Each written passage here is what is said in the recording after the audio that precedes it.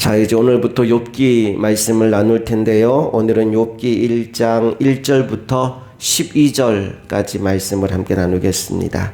욥기 1장 1절부터 12절까지 말씀을 교독해서 보겠습니다. 우스 땅에 욥이라 불리는 사람이 있었는데 그 사람은 온전하고 정직하여 하나님을 경외하며 악에서 떠난 자더라. 그의 소유물은 양이 7,000마리요 낙타가 3,000마리요 소가 500결이요 암나귀가 500마리이며 종도 많이 있었으니 이 사람은 동방 사람 중에 가장 훌륭한 자라.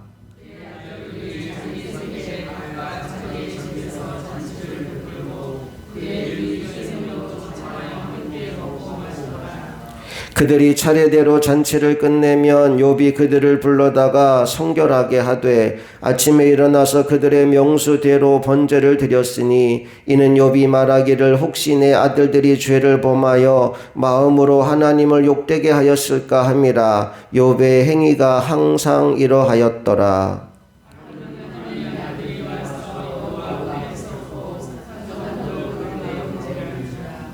여호와께서 사탄에게 이르시되 내가 어디서 왔느냐? 사탄이 여호와께 대답하여 이르되 땅을 두루 돌아 여기저기 다녀왔나이다.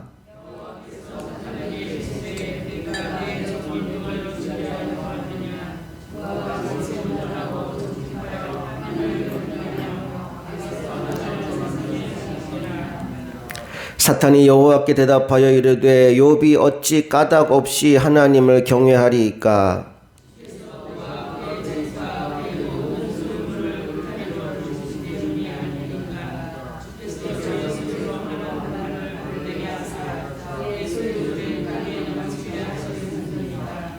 이제 주의 손을 펴서 그의 모든 소유물을 치소서. 그리하시면 틀림없이 주를 향하여 욕하지 않겠나이까? 여호와께서 사탄에게 이르시되 내가 그의 소유물을 다 내 손에 맡기노라. 다만 그의 몸에는 내 손을 대지 말라 하시니라. 사탄이 곧 여호와 앞에서 물러가니라. 아멘. 먼저 성경 전체적인 이야기를 좀 나누고 오늘 본문으로 들어가도록 하겠습니다. 구약 성경은 크게 세 부분으로 나누어집니다. 첫 번째 파트가 역사서이고요. 두 번째 파트가 시가서이고요. 마지막 세 번째 파트가 예언서입니다. 다시 말해서 창세기부터 말라기까지가 그냥 그대로 쭉 하나의 스토리로 흘러가는 게 아니고 세 개의 묶음으로 구약 성경이 구성되어 있다는 거예요. 역사서는 어디서 어디까지냐 하면 창세기부터 시작하여 에스더까지가 역사서입니다.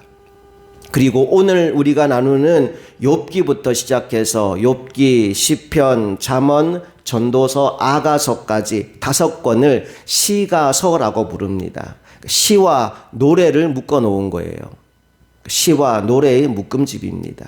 그리고 이제 이사야서부터 시작해서 말라기까지는 예언서입니다. 하나님의 말씀을 받은 예언자들이 선포한 메시지들을 담아 놓은 것이 마지막 파트 예언서예요.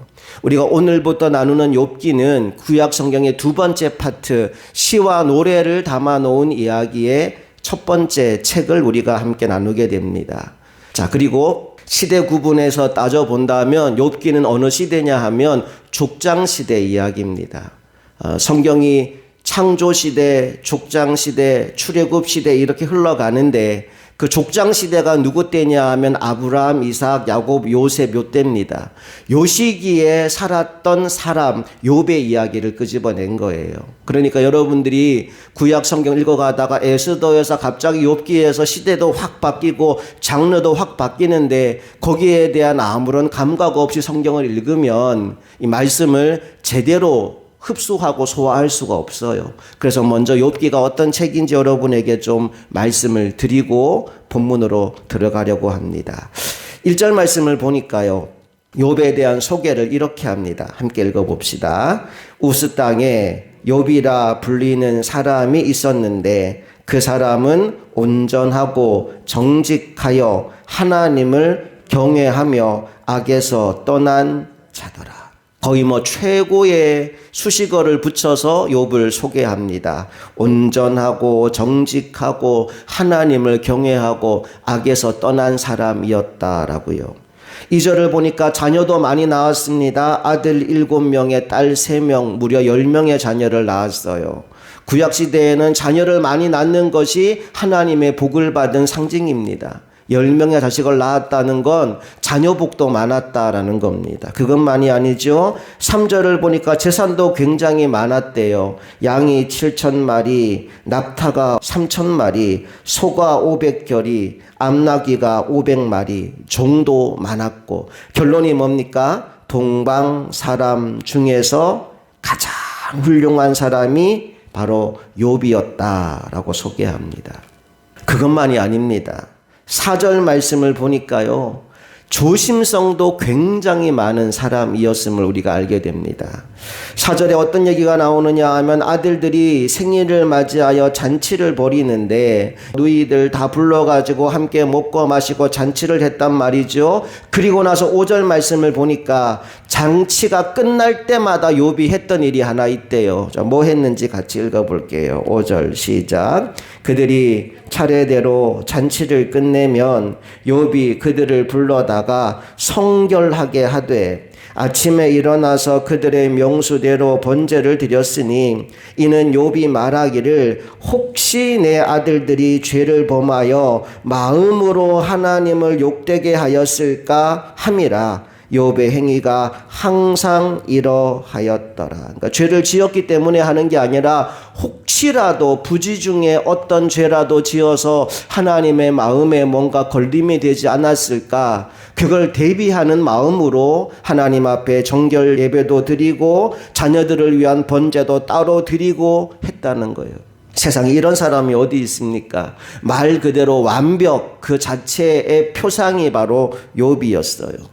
자, 그런데 6절 말씀에 그의 이 평온한 상황을 흔드는 존재가 등장합니다. 그게 누굽니까? 바로 사탄이라는 이름이 나오죠. 6절 읽어볼게요. 시작. 하루는 하나님의 아들들이 와서 여호와 앞에 섰고 사탄도 그들 가운데 온지라.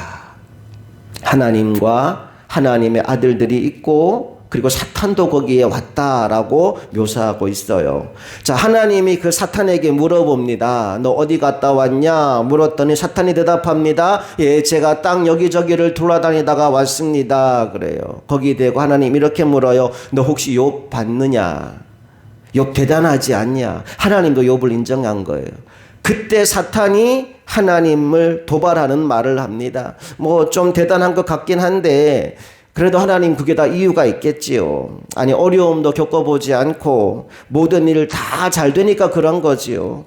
아마 욥도 힘든 일이 생기면 하나님 욕할걸요 라는 얘기를 합니다. 11절 읽어볼까요? 시작. 이제 주의 손을 펴서 그의 모든 소유물을 치소서. 그리하시면 틀림없이 주를 향하여 욕하지 아니하겠나이까. 하나님을 도발해요. 그러자 하나님이 사탄에게 그럼 한번 해봐라. 욥의 소유물을 맡기면서 제한선을 그어주십니다.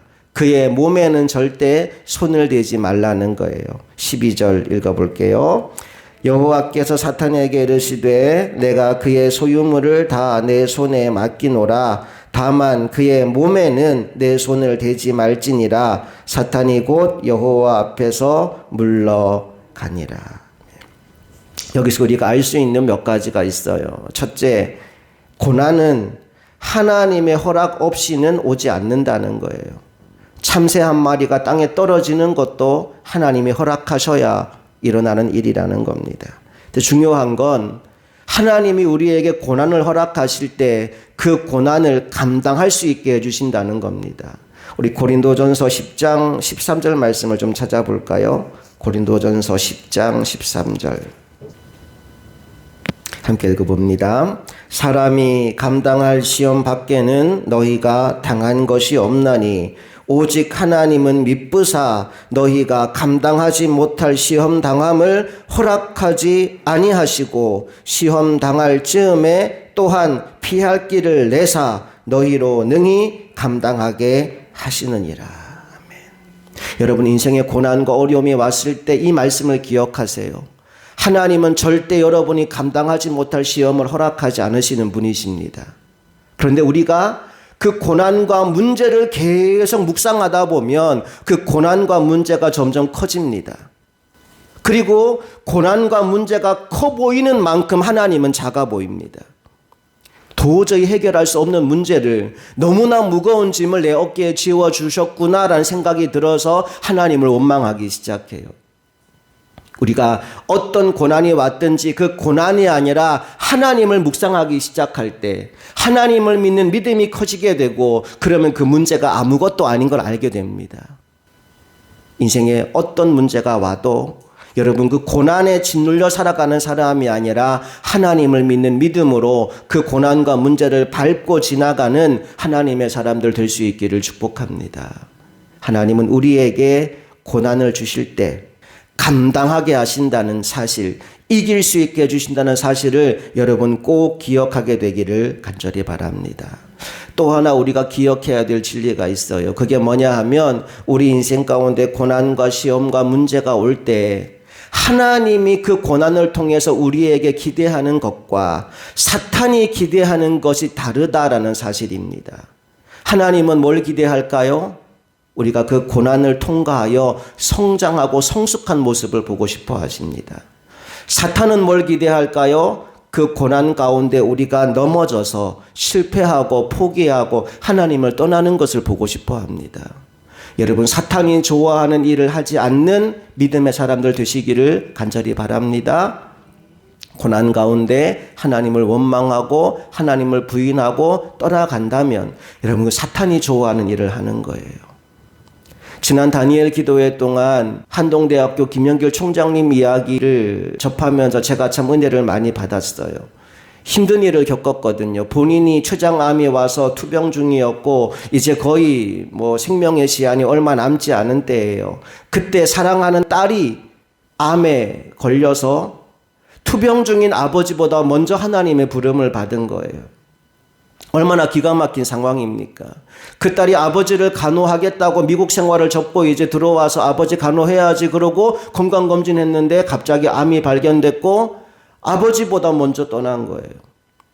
그 딸을 떠나보내면서 투병 중인 이 아버지 김영길 총장이 오열을 합니다. 한참을 울고 밖에 나와서 제자들이 그 앞에 있는데 제자들에게 이렇게 말합니다. 난 하나님이 내 딸을 데려가신 이유를 도무지 이해할 수가 없어. 하나님이 왜 내 딸을 데려갔는지 나 도무지 알 수가 없어. 나 그건 하나님 앞에 가서 내가 물어볼 거야. 근데 그럼에도 불구하고 내가 믿고 있는 게 하나 있는데, 하나님이 내 아버지이시고 나는 그분의 사랑받는 아들이라는 관계에는 변함이 없어. 하나님은 여전히 나를 사랑하셔. 나 그건 믿어. 너희들도 그 믿음으로 인생의 고난을 이겼으면 좋겠다. 가장 힘든 고난의 한복판에서 제자들에게 자신의 믿음 이야기를 들려주었다는 내용을 듣고, 야, 진짜 저 사람은 하나님 믿는 사람이구나 라는 걸 다시 한번 느꼈어요. 인생의 고난 가운데 하나님을 떠나가는 사람이 아니라 하나님을 더 붙잡는 사람들이 될 수 있기를 간절히 바랍니다. 하나님이 우리에게 기대하는 것, 하나님이 고난 가운데 보고 싶은 것이 우리의 성장이기 때문에 성경을 보면요, 하나님으로부터 오는 시험이라는 말을 영어로 테스트 또는 트라이얼이라는 단어를 씁니다. 근데 사탄을 통해서 오는 시험에 대해서는 똑같이 우리말은 시험인데 영어 단어가 달라요. 사탄이 주는 시험을 영어 단어 뭘 쓰느냐 하면 temptation이라는 단어를 씁니다. 유혹이라는 단어예요. 그러니까 하나님은 우리가 그 테스트를 통과하여서, 여러분, 선생님이 시험을 내는 이유는 학생을 괴롭히기 위한 게 아니죠. 그 시험을 통해 공부하고 성장하고 성숙해서 그 다음 학년으로 올라갈 수 있도록 하기 위해서 시험을 보는 겁니다. 시험의 목적, 테스트의 목적은 성장에 있어요. 근데 유혹은 왜 하는 거냐 하면 유혹해서 무너뜨리려고 하는 겁니다. 하나님은 우리를 성장하게 하시는 분이라면 사탄은 우리를 유혹하여 무너지게 만드는 존재입니다. 그러므로 우리가 어떤 고난과 어떤 문제가 오든지 간에 그게 테스트인지 템테이션인지 구별하는 것보다 더 중요한 게 뭐냐 하면 이 모든 시험에서 내가 하나님 기뻐하는 일을 해야지, 하나님이 원하시는 자리에 서야지라는 마음으로 고난과 문제와 모든 시험을 이겨내는 저와 여러분 되기를 원합니다. 자, 그러면 하나님이 원하시는 수준이 어느 정도인가? 자, 예레미야 12장으로 한번 가보겠습니다. 예레미야 12장 5절 말씀 함께 읽어봅니다. 만일 내가 보행자와 함께 달려도 피곤하면 어찌 능히 말과 경주하겠느냐? 내가 평안한 땅에서는 무사하려니와 요단강 물이 넘칠 때에는 어찌 하겠느냐? 무슨 말씀이냐 하면요, 하나님이 믿음의 사람에게서 보고 싶은 수준을 이렇게 말해요. 만일 네가 보행자와 함께 달려도 피곤하면, 보행자는 걸어다니는 사람이죠. 걸어다니는 다른 사람과 함께 경주해도 피곤하다면 어찌 능히 말과 경주하겠느냐? 그러니까 하나님이 원하는 믿음의 사람의 수준이 어느 정도냐 하면 말과 경주해도 이길 정도의 수준으로 하나님이 성장시키고 싶은 거예요. 내가 너희에게 원하는 모습이 뭐냐 하면 말과 경주해도 이길 정도로 담대하게 달려가는 믿음의 사람을 내가 보고 싶어. 근데 너희가 보행자와 경주하고도 피곤해서 쓰러질 정도라면 너 아직 아닌 거야. 하나님 우리를 혹독하게 훈련시키고 싶은 거예요. 말과 경주해도 승리할 만한 사람. 사랑하는 여러분, 여러분의 인생 가운데 어떤 고난과 어려움이 있는지 제가 세세하게 다 알지는 못합니다. 그러나 여러분이 지금 어떤 고난의 터널을 통과하고 있든지 간에 사탄이 좋아하는 일 하지 않기를 축복합니다. 사탄의 모든 유혹들 잘 이겨내고 하나님의 시험을 기도와 말씀과 믿음으로 잘 이겨내서 성장하고 성숙하게 되시기를, 그래서 주님이 기대하는 만큼 정말 말과 경주해도 이기는 사람이 되어서 하나님께 영광 돌리는 주님의 백성들이 다 되시기를 주님 이름으로 축복합니다.